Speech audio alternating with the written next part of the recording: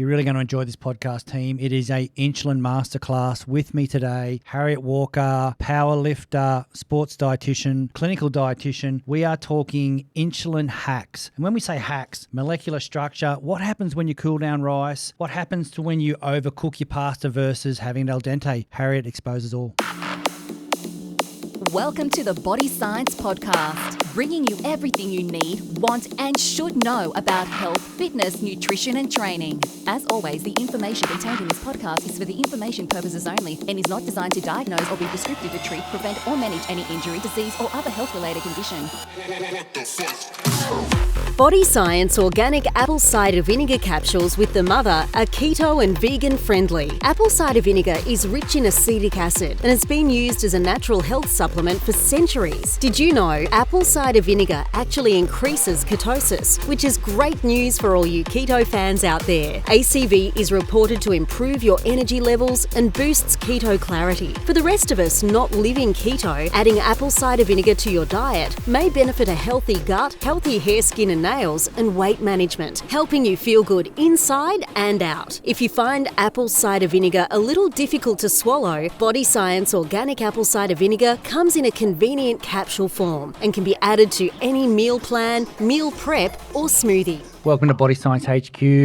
This week's podcast, Insulin Masterclass with dietitian Harriet Walker. Harriet, welcome aboard. Hey, thanks for having me back. Okay, let's get this out. Insulin.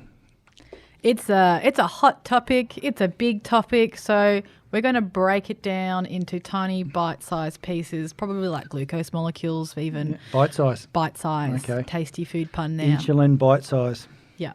And what we're going to do is we're actually going to discuss the mechanisms of insulin, what actually it is, a little cover on how hormones actually affect the body, how insulin assists with glucose removal from the blood, and then we're going to go through some basics on how can we actually improve our diet to make sure that our insulin levels and our blood glucose levels are healthy. So these are some of the questions that we get asked all the time as dietitians, and we actually see a lot of people with issues with their insulin levels. So these are really great questions for people to hear about, really.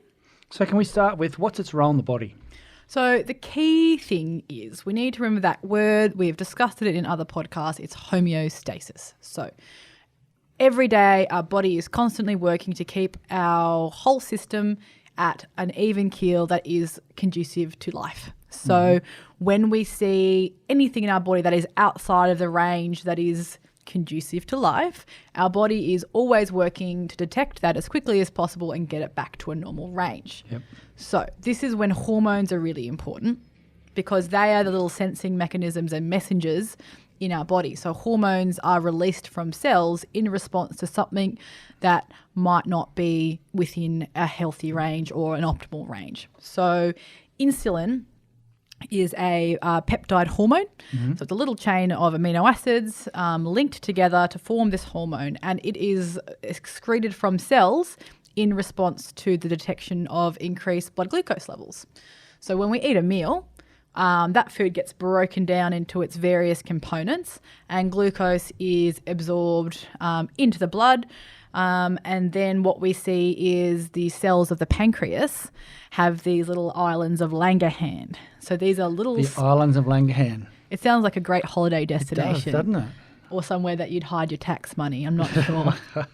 But the islets of Langerhans contain beta cells. So when we have glucose in the body, there is a chemical cascade, there's a little chemical reaction that happens, and insulin is excreted, so it's spat out from these little islets of Langerhans, and they're put into the bloodstream. So from the bloodstream, we get insulin going on to cells. So insulin can connect with pretty much any cell in the body. And because glucose as a molecule is quite large, it can't get into a cell membrane by itself. It needs to be helped. Okay. So if you think about cells, I was trying to think about a good analogy for cells to try and make this easier for people to understand. So this is what I think about at nighttime. If you think of a circle, Greg, like a whole lot of Chupa Chups with the circle facing in. Did you pick Chupa Chups because you're talking to me? Just quietly. I thought this would be relatable. Okay. So you've got two layers of Chupa Chups. Yep. With the round part facing each other. Yep. And then the sticks facing outwards. That's kind of like a phospholipid bilayer of a cell. So we've got a big circle, 2 rows of Chupa Chups in one big circle with the sticks facing outwards. The insulin comes in, parks itself in this sort of stick area, and opens up a little hole for to messenger inside the cell to say, hey guys, there's too much glucose out here. We want to bring it outside. Then there's a little vesicle, like a little vehicle inside the cell that pops to the surface of the Chupa Chup bilayer. Roll with me here. Chupa Chup bilayer. And the glucose is sucked through that little hole into the cell where it can either be used as energy, it can be stored as muscle glycogen or cell glycogen, or it can be stored in adipose tissue as fat. So we're getting rid of all the excess glucose from the blood, which is unhealthy for us. We know that when our blood glucose levels are too high, that can cause an impact. It can be toxic to our body. Mm-hmm. And so what we want to do is the hormone cascade is set off, insulin is popped up from the cells, and we get glucose removed from the blood. So we're back to that homeostatic level of normal blood glucose levels. Done. Okay. So that was my Chupa Chup story. I'm not sure how well that's going to go down, but I like to get graphic. Okay, so you're sort of talking about the overarching action here of insulin. Yep. Is to control the storage and release of energy during feeding. Yes. And fasting. And, well, the opposite hormone to insulin is glucagon. So you'll find in the body that for every up, there's a down. And so the opposing hormone to insulin is glucagon. Mm-hmm. So glucagon, basically our body is always sensing how much energy cells have access to. Yep. Same again, homeostasis. If our cells don't have energy to function, they're going to die. So we're constantly sort of sensing, there's little feelers out there in the body sensing whether we've got high glucose levels or low glucose levels. And if we get to the point where we are low blood sugar, we actually, glucagon is the opposing hormone to insulin, and we see an increase in blood glucose levels.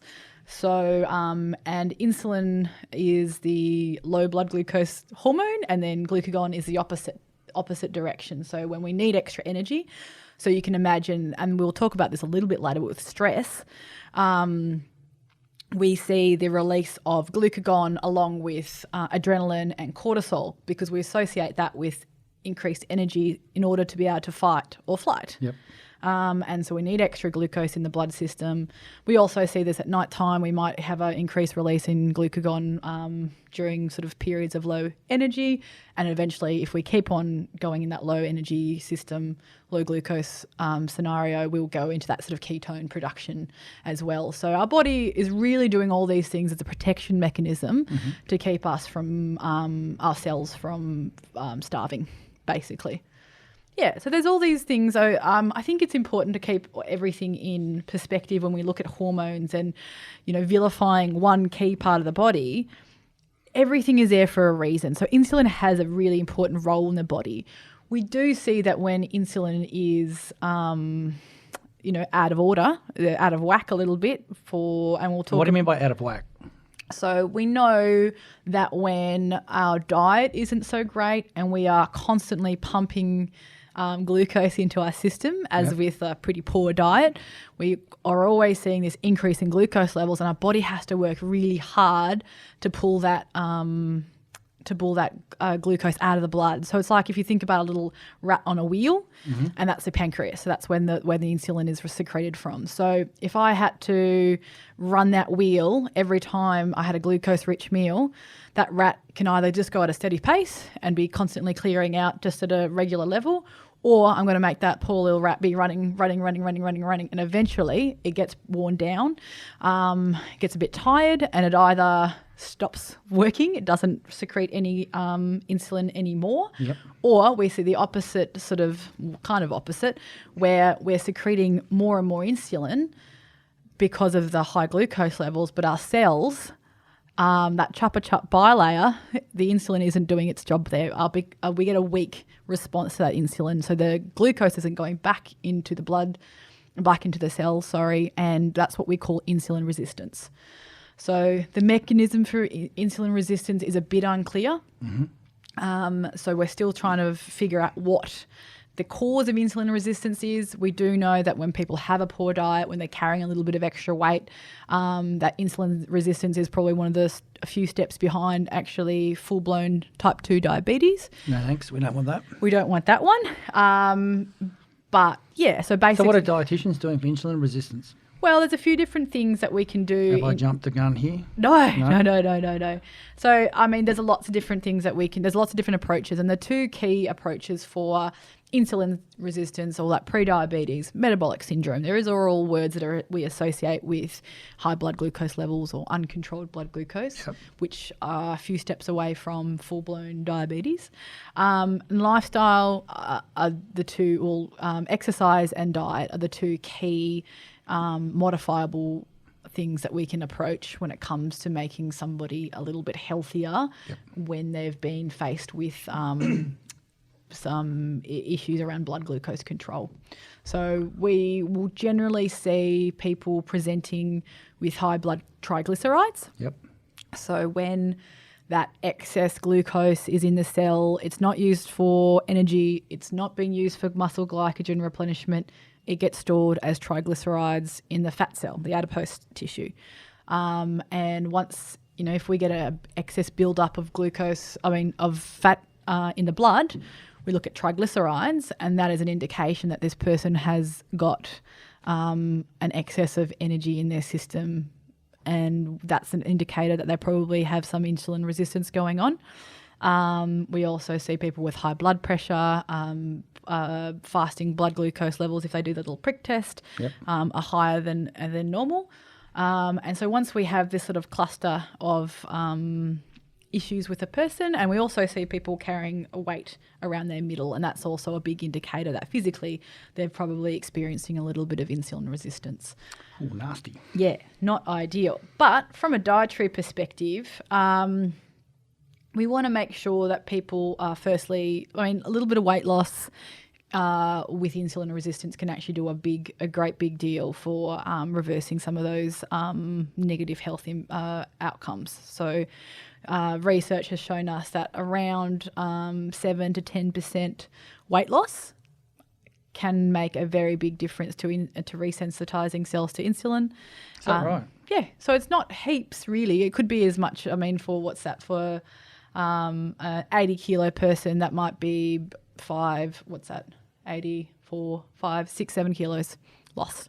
And chances are, if they've got a bit of a crappy diet, when I say crappy, I know you're going to ask me this question, I mean filled with refined carbohydrates, high glycemic index foods, fast food, fried fats, that kind of gig. As soon as they start removing those, we see a nice fall in weight anyway. So weight loss is probably a key.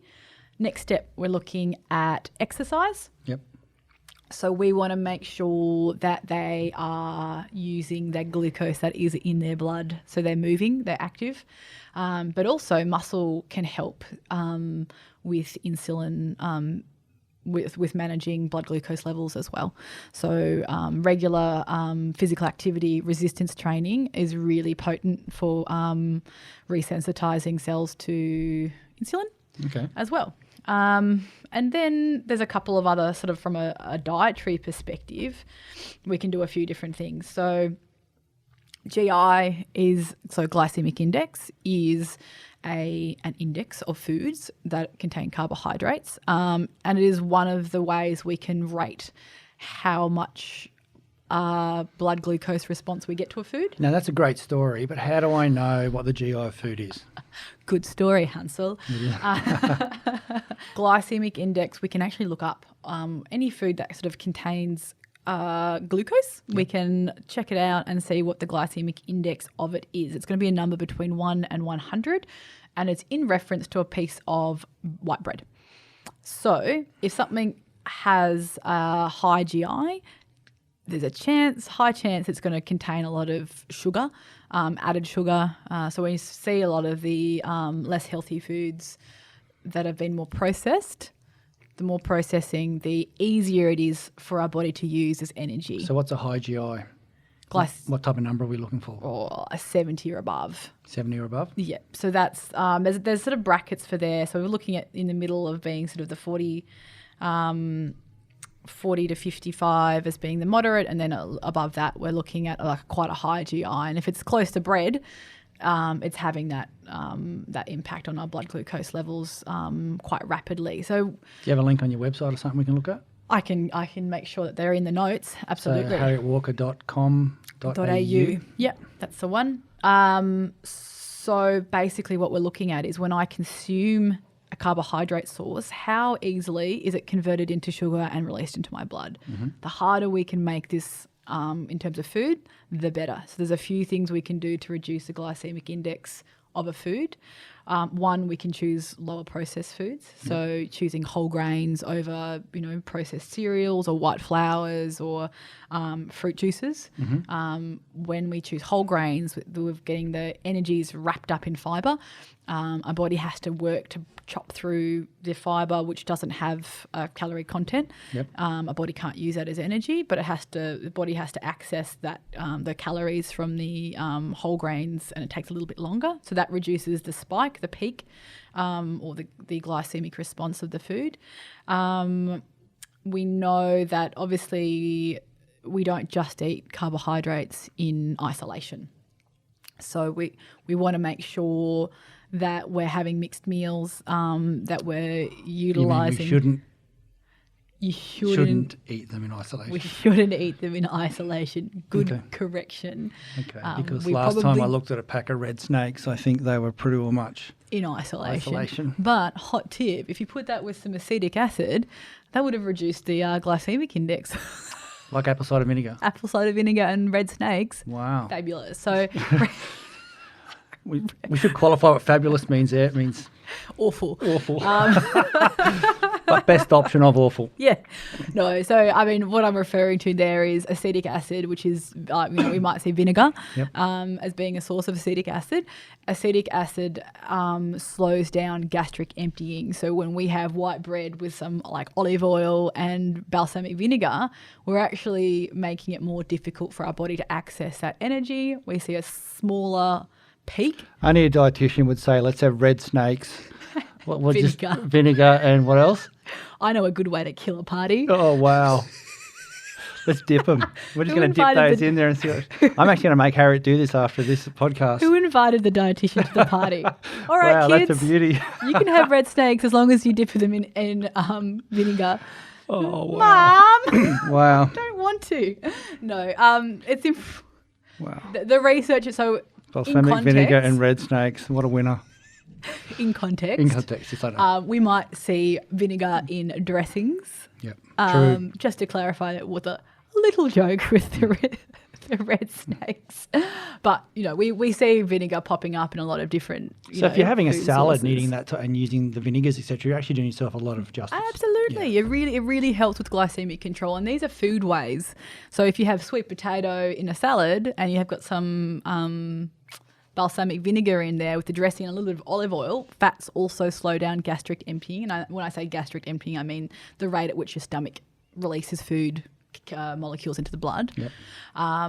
So that's a really good one. And people always refer to sourdough as being a better option than, say, normal white bread, and that's because of the fermentation process. We get that lactic acid production that is in the bread, and that slows down that gastric emptying as well. So there's, from a food perspective, there's heaps of stuff we can do, and I've got more.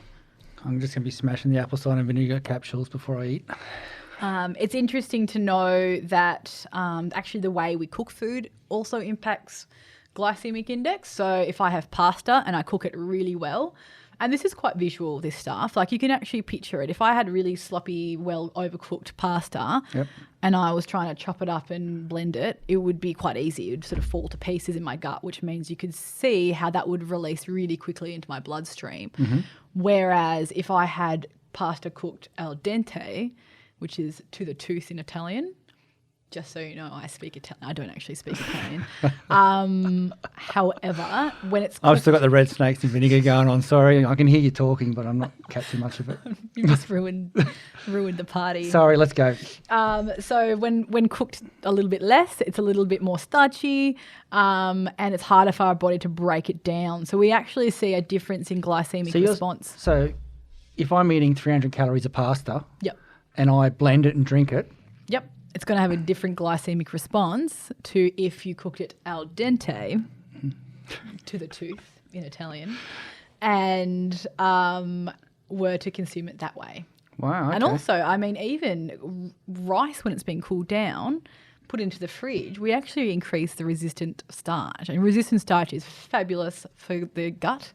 So we can actually play around with the molecular structure of food in a matter of days and actually make it quite beneficial for us. Have you got a blog or something on that people can go read further on?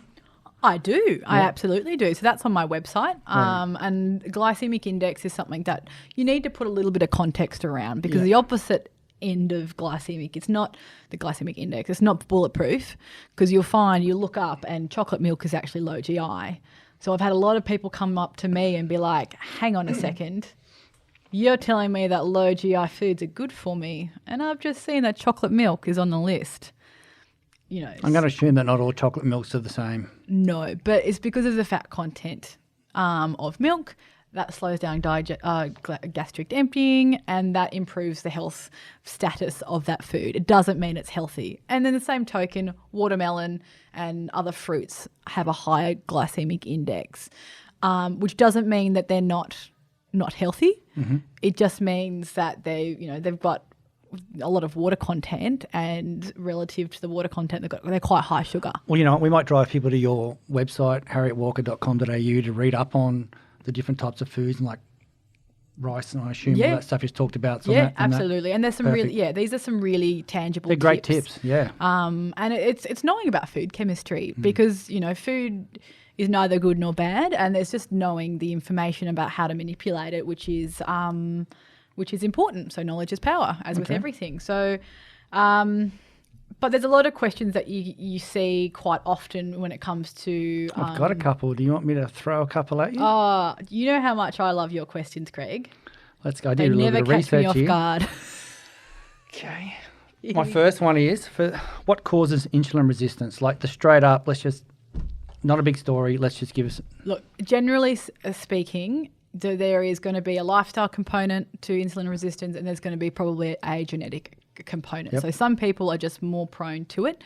The actual mechanism is still quite unclear, but we know when people are carrying a little bit of extra weight, they are inactive, they've got high body fat levels, that we see insulin resistance. The cells are not functioning as they should, and the insulin that is being released needs to be released in higher doses in order to clear blood glucose levels. So the actual mechanism is still a little bit unclear, but we know the sort of cluster of issues that we're looking at, being overeating calories, high glycemic index or high sugar diet, high body fat levels, and inactivity are probably being some of the key factors there when we're talking about what causes insulin resistance.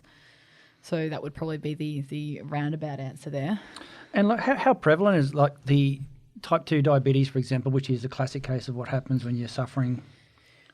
It's quite a big problem in Australia. Like, it costs a lot of money in our healthcare system for the fact that it is a lifestyle-related disease. I think it's something like 2 million Australians have diabetes or pre-diabetes. So it's like 1 in 6. What's the difference between diabetes and pre-diabetes? So pre-diabetes, we're looking at that high blood fat, high blood triglycerides. We're looking at high blood pressure. So it's a cluster of symptoms, but their glycemic control, we're still not seeing the blood glucose levels at those really, really high levels. They're still, the insulin is still working, but it's slowing down. Okay. So that's pre-diabetes. And at that stage, we can catch it. Like, we can do those lifestyle interventions. We can get people probably consuming a little bit less carbohydrate. We can get them choosing sort of smarter carbohydrate choices. We can get them being more active so that they use those carbohydrates. At that point, when it goes into diabetes, that's when some people can manage their diabetes with lifestyle. So they'll have a meal and they'll probably go for a walk after dinner. Speaking of lifestyle, how are these people feeling? They're not feeling... You've just mentioned a whole lot of chemical things happening in the body. Yeah. It's funny with diabetes, it not only impacts body our health, general health, but it also really impacts well-being. And you'll see that people with diabetes actually rate themselves as having a lower status of wellness. There is a. How do you rate yourself with diabetes? The questionnaire you guys have got. There's different research papers that are out there, and they'll use different questionnaires. But there's actual sort of validated questionnaires that'll actually rate people's sense of well-being. And with diabetes, we see there's a higher incidence of sort of depression. And then there's also how it feels within their body. If their body isn't using their energy properly, whether it's fat as energy or carbohydrates as energy, or they're feeling quite a bit of fatigue as well. So what are some of the signs and symptoms of that insulin resistance you're talking about? Yeah, so I think one of the key ones is looking at that abdominal fat. Yep. So that's one of the big ones there. People have that spare tyre around the middle, which is not ideal. For men, I think it's 100 centimetres around their middle. If they're over that, they're going to be at an increased Is that risk. breathing in or natural? At natural, just letting it out. Okay. And then for women, I think it's under 80 centimetres is associated with increased risk of cardiovascular disease, which is, another thing that goes hand in hand with insulin resistance, is that increased risk of cardiovascular disease, which is not ideal. So, Okay, so you've talked about 100 centimetres, 80 centimetres. Let's get to the crux of this. How long does it take to develop type 2 diabetes?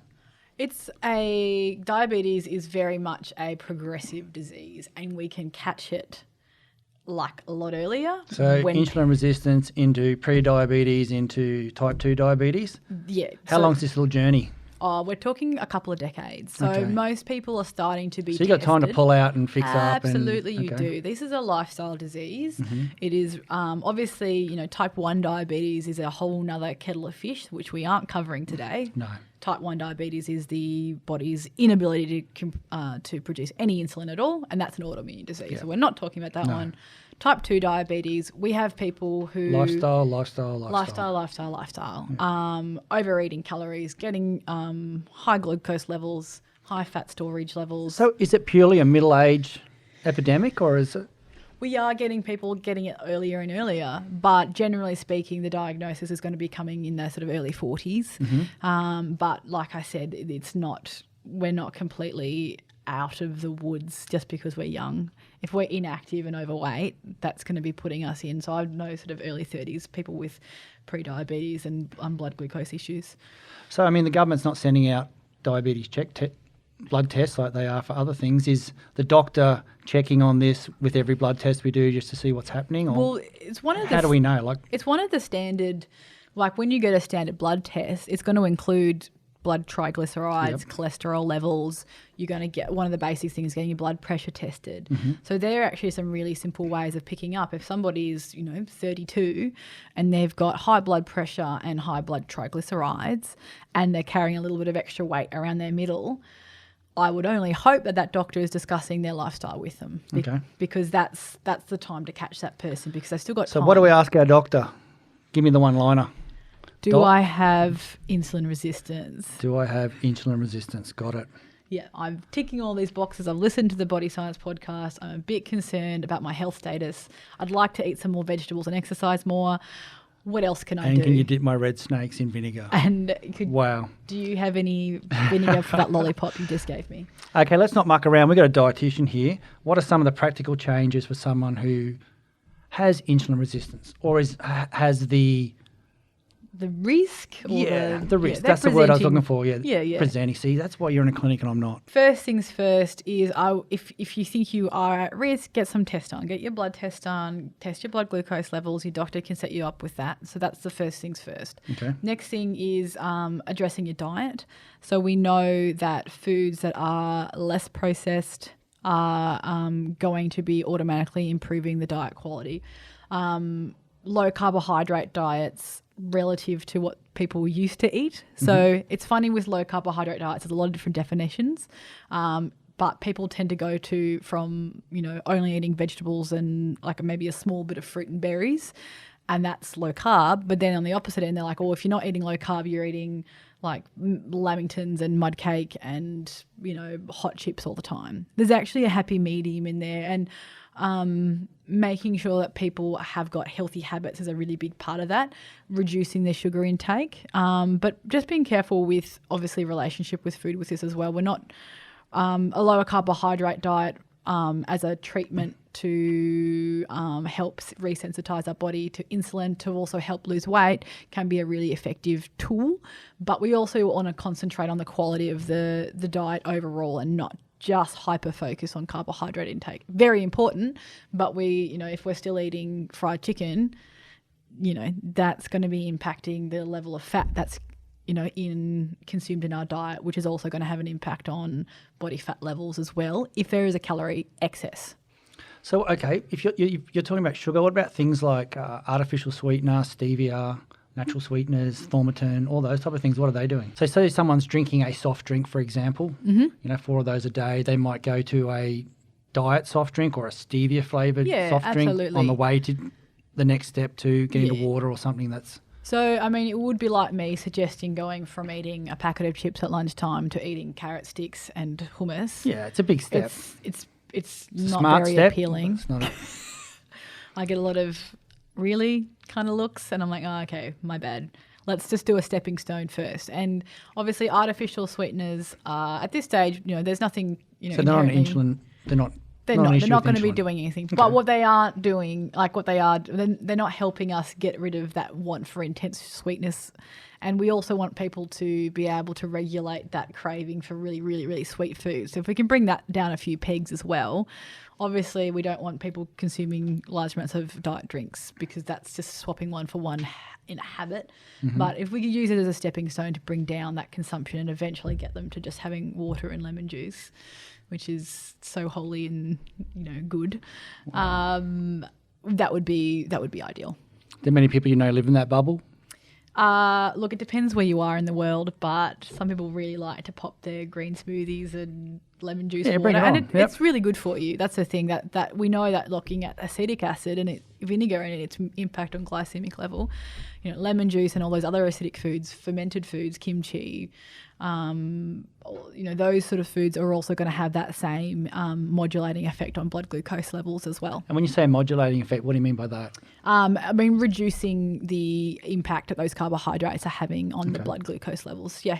Perfect. So we've looked at the role of insulin in relation to general health, and it's not bad. It does its job. You've got to treat it right. Mm-hmm. Is that a fair way to put it? Yeah, absolutely. Okay. Can we use insulin as an advantage for those out there that want to build muscle? Yeah, 100% we can. It's actually really funny in preparation for this. I was checking out all the YouTube channels on like bodybuilders and insulin, and it is definitely an abused substance. So we're talking like diabetic insulin being injected into the body. Well, that's not what we're about to talk about now. Not what we're talking about at food. All. We are talking about food, and maybe a supplement. Yeah, absolutely. So what we're talking about is looking at after resistance training, we have an increase in our insulin levels in response to that exercise. We know that's the stress aspect that's brought that out? Yep. So what we can get is we know that we're using insulin to shuttle glucose into the cell, and we could also use that scenario to help bring other molecules into the cell at the same time. Is this like being at the taxi rank in Surfers Paradise on a Saturday night and it's 3:00 and everyone's heading out? Yeah. So I don't know who you are, but you can come in my cab. Yeah, just get in there, mate. Yep. We'll split the fee. Yeah. Similar, maybe not quite, but close. So with resistance training, we get an increased stimulus for muscle protein synthesis. Yep. And when we have an increase in protein and amino acids at this time, we see our body ticking over into a sort of positive status for muscle protein synthesis. If we don't have enough protein in our diet, we might duck into a negative muscle protein balance. So you're saying we've trained, we've created a little transporter.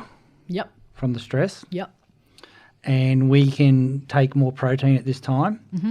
Yet there's no such thing as an anabolic window anymore. there is still information out there that does show that in that sort of hour after the anabolic window, as we would say, old school terms, that is there. What's a new school term for it then? Well, look, we just know that it lasts a lot longer. So if you and your bro have just So done there's no panic. It's just get it in. Like the window doesn't shut on your fingers. You can make the most of it. But if it doesn't happen, if you're in a calorie surplus and you're consuming regular boluses of protein across the day, when I say bolus, I mean chunks, good quality chunk of protein at each meal. And you're a fan of having a bit of protein before you train too, aren't you? Yeah, absolutely. Before and after, if possible. But I might just use the next meal as my opportunity to get that protein in and keep my blood amino acid pool high. And does it need to be a pure WPI at this stage, or can it? And I'm obviously talking supplements here leading into the meal, or are you talking something that's a whey or a plant protein with some type of carb source as well? Yeah, look, we know that whey protein is one of the best ways of maximising that insulin response because whey has an insulinogenic impact on the blood glucose levels as well. Sort of almost. Right, it's quite high comparative to sugar as well. So insulin is spiked in response to whey protein. And obviously because we've just trained, our blood is away from our gut. Our digestion is impaired a little bit. So using a pre-digested protein that can get shuttled into the cells quicker is going to be more optimal. Obviously food first where we can, but actually after training, a whey protein powder is a really great way of maximising that opportunity to get more nutrients into the cell and to pop our body into a positive balance of muscle protein synthesis. And so my post-workout salad within that hour afterwards doesn't have vinegar on it at this stage? No, we don't want a slow digestive emptying. No vinegar post-workout? No, this is an opportunity. If you have a little treat that you like to have that might be a bit higher in sugar, that might be the opportunity to use it in a smart way and have a little bit of sugar after training to maximise that replenishment of muscle glycogen post-training. And then we get protein intake that goes to building the muscle. And you're talking about replacing muscle glycogen. How did I just train? If I went for a 50-minute walk on the beach? Yep. You're not going to have depleted. No, I'm just wondering, this is for everyone to hear, Yep. Well, I mean, like we said, when we little cardio session, little run on the treadmill. Little run on the treadmill. So I suppose what we're looking at is we've got certain amounts of glycogen stored in the liver, in the muscles, and ready to go in the blood. And then all of our other cells use glucose as well. So if we've used up a little bit of liver glycogen, we're going to replenish that first. And then the next stop is the muscle glycogen. We'll replenish that first. And if we've eaten in a calorie surplus, then that excess energy is going to be stored there. But look, chances are I'm just saying, I've had a train, and you're saying I can have a crack at something that I really like. What type of train have I had? I've had a HIIT session. How long? That's a very good point. You've going to want to have worked pretty hard, and resistance training, weights, heavy lifts is probably the optimal kind of training to be using this advice. If you've gone and done yoga session or you've gone for a walk with a dog, and you're trying to lose weight, that is not where we're using this information. We're using it for people who are regularly active and working to a high level of sort of moderate to vigorous activity. That's a really good opportunity to clarify that, yes, because you do get people flaunting the rules. Well, the rules sounded pretty good there for a while. The dietitian said I could have something sweet. Exactly, and then she just took it back away from me. And she's taken my red snakes away, so what am I going to do? I'm not sure. But yeah, we can also use other supplements to the advantage after training as well, and creatine is one of those ones that we can see from research is it responds really well in combination with some glucose, some fast-acting sugars. Getting it into the muscle cell, we see an increase in cell volume, and that sort of is associated with better training. With creatine's obviously associated with energy production. If we can get saturation of the muscles with creatine, we're going to be seeing long-term some performance benefits as well. So whey protein and creatine are probably the two supplements that I would be looking at potentially supplementing after a training session. And then with protein, generally making sure that we're consuming regular doses of protein across the day to keep that muscle protein synthesis. So the anabolic window lasts a lot longer than the hour. But there is an opportunity there to take advantage of those insulin levels. And for those vegans out there or vegetarians that aren't touching weight at the moment, how's rice and pea proteins? Yeah, look, there are some studies that have compared the plant sources versus the whey and even whole proteins like milk. And they don't stack up as well, but they still are providing those essential amino acids which are associated with muscle protein synthesis. So obviously in this scenario, if you're not eating meat products or animal products and you're taking a pea protein, a soy protein, a brown rice protein, it's going to be doing the job. It probably won't have as big an impact, but it'll still have an impact, absolutely. So total protein is just as important as when you have it. Okay. But yeah, it's interesting when people look at, the detrimental effects of, you got to give your body a chance for, to recover from insulin. Insulin's got a half-life of about 10 minutes. So we know that caffeine has a half-life of 6 hours. So if I drink coffee, half of the caffeine will be gone from my body in 6 hours. And then another 6, half again until it's cleared from the body. Insulin only has a half-life of about 10 minutes. I reckon caffeine at 6 hours is hiding somewhere, though. It's got to be hiding because... You're still pinging after 6 hours? About half an hour. About half an hour. But we're also looking at how much total across the day, Greg. Yes, true. That's just as important. So if we're constantly topping up that caffeine store, we're going to see a high level of caffeine in the body across the day. But see, before I forget, because I'm getting older, you said insulin's got a half-life of 10 minutes. So, but you said the window after training isn't that much of an issue. But if we can keep it up with glucose, so if we can introduce more glucose, if we can continually keep on pumping up that insulin level across with food, we can keep that open a little bit longer, if that makes sense. Because obviously for a long time in the industry said 20 minutes and you got protein it, shake. you're done. Was that based on that 10-minute theory you're just talking about? I'm actually not sure with that one. But obviously it's not just secreted once and then that's it. We know there's generally like sort of a pulsatory effect with hormones. They're sort of pulsed out until the stimulus is brought back down to resting levels. But with food, we can modulate that and keep it up a little bit longer. But we're changing the stance on how long that actually is now, as opposed to just that 20-minute window's closed, you've lost your gains. Yep. Soz. Okay. Yeah.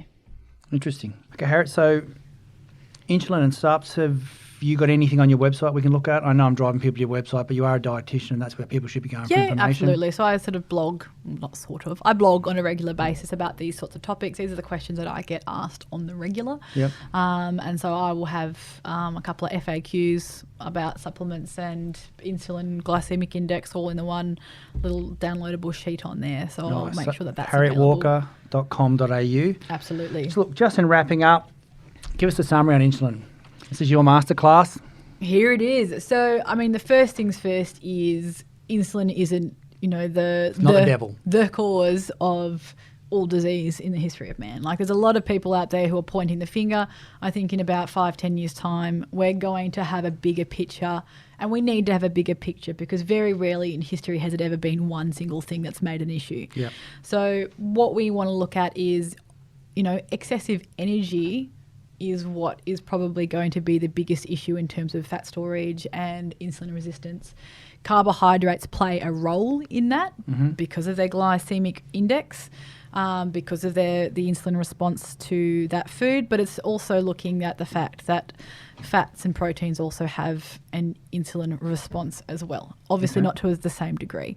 So if I was looking at somebody, I'm not going to point straight to carbohydrates and say that's the reason why you've got insulin resistance. I'm going to look at the diet quality. I will reduce the types of carbohydrates. The total level of carbohydrate probably needs to come down. Yep. The quality of carbohydrates need to be focused on, but I'm also looking at total energy intake of that person, and I'm aiming for weight loss in order to resensitize their body to insulin. And what would you say, 7% or something? Yeah, 7%. So like we've discussed this before, and metabolic flexibility is probably the end goal with most people. You know, when we cut out whole macromolecules, so either cutting out, carbs, or we're cutting out fat, our body down-regulates the ability to use those long-term. Like obviously with insulin resistance, reducing the glycemic load on the body for a little while is probably going to assist in the short term at treating that issue. But in the long term, we want to make sure that our body is actually flexible to use both, because we don't want to have to be thinking about this all the time in terms of carbs are bad, fats are good.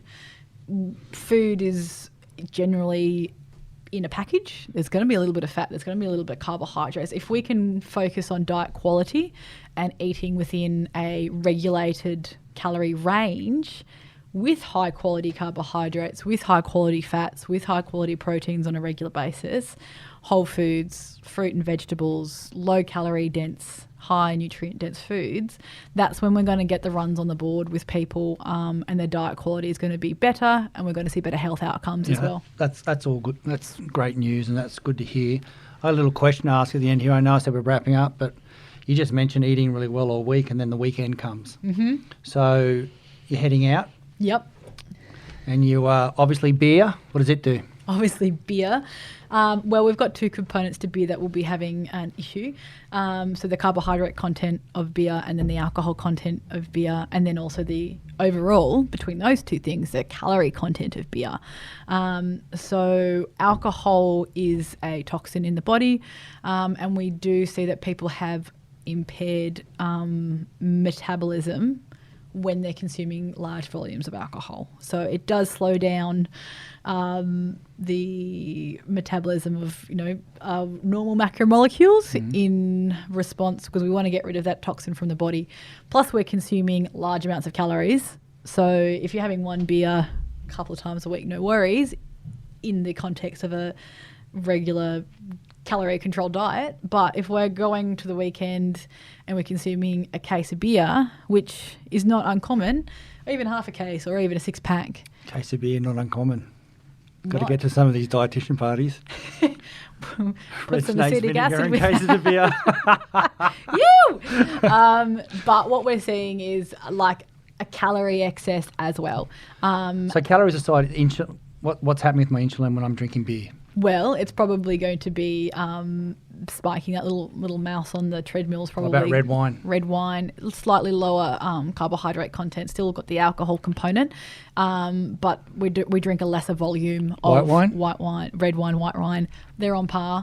Champagne? Similar again. So lower calorie content and lower carbohydrate content. Still, obviously, in excess, not going to be ideal. If we're looking at Bundy and Cokes, well, we've got a problem, because people... What if we're looking at Bundy and Diet Coke? Diet Coke, that would be a step down in the right direction for people looking to reduce, who aren't ready to give up their Bundy yet. So it's about creating healthy habits and doing sustainable practices. Is there sugar in Bundy, like alcohol's...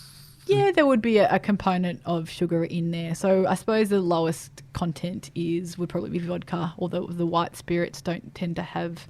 They're pretty much just the alcohol component.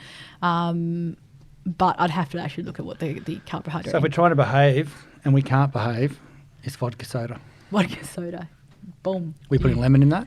We could put a bit of lemon in that, because look, the acidic foods are going to be assisting with glycemic control. So I think we've just come up with the answer, Greg. No, I don't think that's the answer. That's not the answer at all. You'll push through that one. Delete. Hey, look, thanks for coming on board. harrietwalker.com.au. That's your insulin masterclass. If there's any questions, email Harriet at hello@harrietwalker.com.au. Or drop a message somewhere around Body Science. Yep, thanks, fantastic. Guys. Thanks for having me. This week's podcast was brought to you by our premium partners, Nutrition Warehouse nationally, ASN nationally, Mr. Supplement, Sporty's Warehouse, Fat Burners Only, and Evren Fay.